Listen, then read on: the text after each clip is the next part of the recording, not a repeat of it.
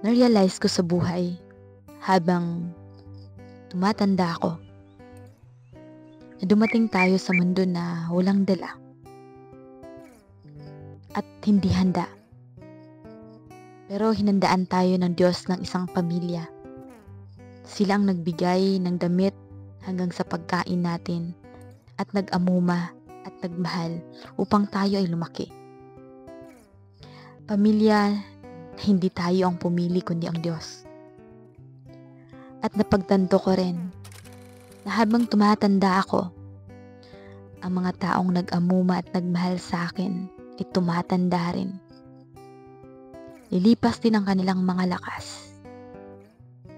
At habang tumatanda ako, ang mga taong nakikita ko, unti-unti rin silang mawawala.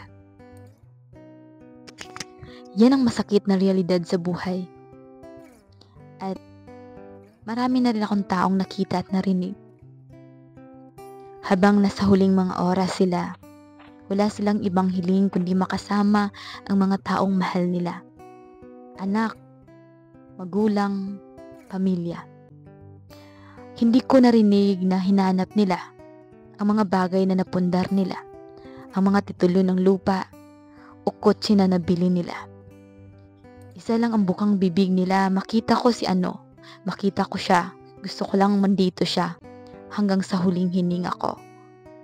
Nakita ko na sa huling hininga ng isang tao, hahanapin pa rin talaga ang pamilya. Kaya napagwari ko na mahalaga na pahalagahan natin ang bawat minuto at oras. Darating ang araw at oras na hindi natin magugustuhan, pero hindi natin mapipigilan. Kaya nasa puso ko, nakapag-decide ako na ibahin ang content ko, kundi gumawa ng some realidad.